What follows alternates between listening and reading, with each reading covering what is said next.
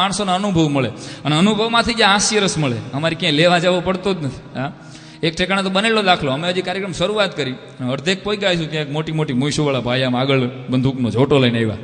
ઘડીકમાં મારી સામું જોવે, ઘડીકમાં તબલચી સામું જોવે, બે બાજુ જોવે, વળી પાછું સાનું મને બેસી જાય. હું હેઠે, અમે કલાકારો ગભરાઈ બહુ જાય, હું હેઠે ઉતરો. મેં વળી વિનંતી કરી, ભાઈ કાંઈ અમારી ભૂલ થઈ ગઈ, બોલવામાં અવિવેક થઈ ગયો, આપ કેમ અમારી સામે કતરાવ છો? મને કે તમ તારે હાંકો. તો કતરાવ છો કોને, ગોતો જ કોને? મને કે તમને લાવ્યું કોણ?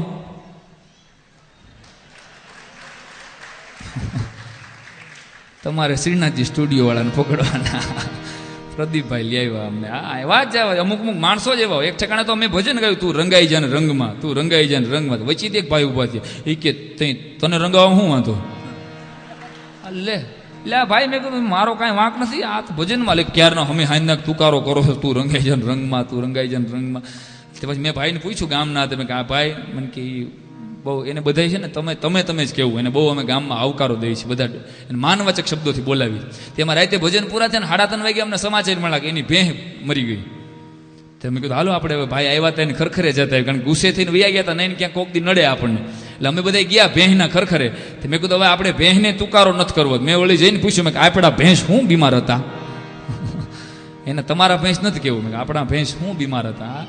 પણ કનૈયાની વાત આવી. મેં તમને કીધું ને કે ચા અને છાપું, છાપાની એક વાત સરસ મજાની યાદ આવી ગઈ, વચ્ચે સંભળાવી દઉં. હું કામ, કારણ કે વર્તમાન પત્રો છે, હું કાયમ કહેતો આવ્યો છું કે પત્રકાર અને કલાકારી સમાજનું ફેફસું છે. ભલા સમાજના બે ફેફસા છે. પત્રકાર માથે જોજો, હવારના પોરમાં તમે છાપું વાંચશો, પછી એની માથે તમે પૂર્ણ ભરોસો કરશો. એ પછી ગુજરાત સમાચાર હોય, સંદેશ હોય, આજતક હોય, આજકાલ કોઈ પણ છાપું હોય, પણ હવારના પોરમાં આપણે એની માથે ભરોસો કરીએ છીએ કે આમાં જે સમાચાર આવ્યા છે એ સાચા હશે. એનું આપણે ક્યારે ઓપરેશન પોસ્ટમોર્ટમ કરવા નથી જતા. એમ કલાકાર માથે સમાજ ભરોસો મૂકે છે. કલાકાર જે બોલતો હોય છે એ સરસ્વતીનો આરાધક છે, એ સાચું બોલતો હોય છે. ભલા માણસો, એટલે અમારી એક ફરજ થાય છે. પણ છાપું, પત્રકાર અને કલાકારની વાત કરું છું કે અત્યારે હવારના પૂરમાં છાપા તમે જોજો, એટલે પેલા પાને જથ્થાબંધ મૃત્યુના સમાચાર છે.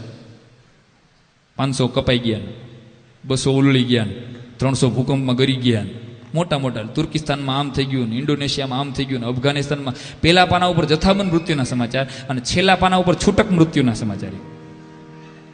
છૂટક મૃત્યુ, બેસણું ઉઠમણું, બેસણું ઉઠમણું, બેસણું ઉઠમણું, બેસણું ઉઠમણું, વચ્ચે અભિનંદન, બેસણું ઉઠમણું, બેસણું ઉઠમણું, વચ્ચે અભિનંદન હોય એમાં વચ્ચે. અને એક ભાઈએ તો બરાબર 55 વર્ષના એના હું દાદા ગુજરી ગયેલા, નીચે લઈ ગયું કે ફૂલ ગયું ને ફોરમ રહી. આને ફૂલ કહેવાય? આને ક્યાં સુધી કળી ગણી છે તમે કીધું? ફૂલ ગયું ને, અરે મેં કીધું કોડા આમાં એમ રાખ કે ઝાડ ગયું ને જગા થઈ. છાપા તો છાપા છે. પણ એક નવી વાત આપની સમક્ષ રજૂ કરવા માટે જઈ રહ્યો છું કે છાપું છે એ તમે સાંભળો, પછી છાપું વાંચતા હો. હવે એમાં એક સમાચાર લ્યો અને બીજા સમાચાર, બે સમાચાર તમને સંભળાવું છું. બે સમાચારને એકબીજા સાથે ક્યાંય સંબંધ નથી, ક્યાંય એકબીજા સાથે સંબંધ નથી. પણ જોજો હાસ્ય જન્મે છે કે નહીં. આ અખતરો છે, જામે તો તમારી માથે, ન જામે તો મારી માથે. પણ મને ભરોસો છે કે બહુ સમજદાર વર્ગ મળ્યો છે, ઉપાડી લેશો. હવે બે સમાચાર આપને સંભળાવું છું. પહેલા સમાચાર ને બીજા સમાચાર સાથે કાંઈ સંબંધ નથી, પણ ધ્યાનથી સાંભળજો કેવું હાસ્ય જન્મે છે. પહેલા પાનાના સમાચાર અને છેલ્લા પાનાના સમાચાર. હવે પહેલા પાનાના સમાચાર છે કે દિલ્હીમાં સંરક્ષણ મંત્રીનું રાજીનામું. પહેલા સમાચાર જોજો, ધ્યાનથી સાંભળજો, વાત ઉપરથી જશે. દિલ્હીમાં સંરક્ષણ મંત્રીનું રાજીનામું. અને બીજા સમાચાર છે કે પાવાગઢના બધા વેંઢળો દિલ્હી જવા રવાના. બહુ વીટ અને સેટાયર પ્રકારના જોક્સનો પ્રકાર આપું છું આપને. દિલ્હીના સંરક્ષણ પ્રધાનનું રાજીનામું અને પાવાગઢના બધા વેંઢળો દિલ્હી જવા રવાના. બીજા સમાચાર, વેસ્ટર્ન રેલવેમાં એક નેતા ઘાયલ. કાલે રાત્રે એક રેલ દુર્ઘટનામાં વેસ્ટર્ન રેલવેના એક નેતા ઘાયલ. પશ્ચિમ રેલવેની નવા વર્ષની અણમોલ ભેટ. વેસ્ટર્ન રેલવેમાં એક રેલ નેતા ઘાયલ અને પશ્ચિમ રેલવેની નવા વર્ષની અણમોલ ભેટ. લોકસભાનું હવેથી લાઈવ ટેલિકાસ્ટ થશે. લોકસભાનું હવેથી લાઈવ ટેલિકાસ્ટ થશે. સિનેમા ઘરો બંધ. બહુ ઘેરો ઘા છે. સિનેમા ઘરો, ટોકીઝ હવે બંધ થઈ જશે. પછીના સમાચાર સાંભળજો કે અમેરિકામાં મોનિકા લેવસ્કીએ દાવો માંડ્યો. અમેરિકામાં મોનિકા લેવસ્કીએ દાવો માંડ્યો કે નર્મદાનું પાણી ગુજરાતને આપો.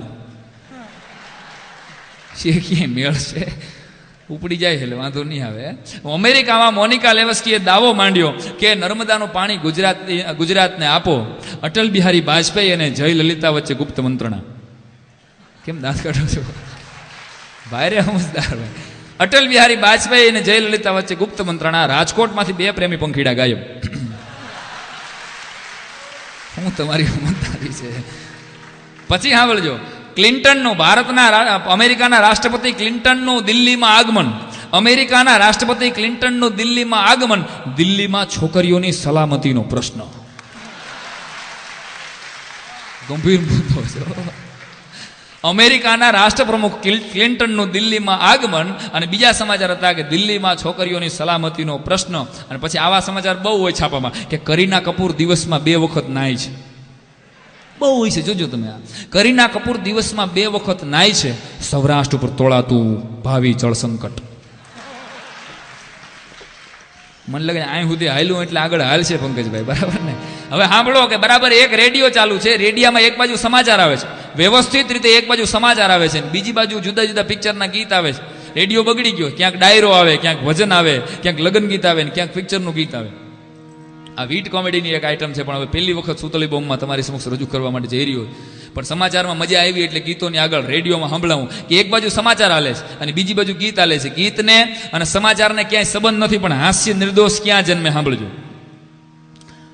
અમેરિકાના રાષ્ટ્રપ્રમુખ, સમાચાર આવે છે, અમેરિકાના રાષ્ટ્રપ્રમુખ જ્યોર્જ ડબલ્યુ બુશે ઓસામા બિન લાદેનને કહ્યું હતું કે આજા રે અબ મેરા દિલ रो रो के बदनाम न हो प्यार मेरा आजा रे. બીજા સમાચાર પકડજો. અલ જઝીરાને આપેલ એક વિડીયો ટેપ મુજબ ઓસામા બિન લાદેને સ્પષ્ટ જણાવ્યું હતું કે મેરે હાથો મેં નौ ચૂડિયા,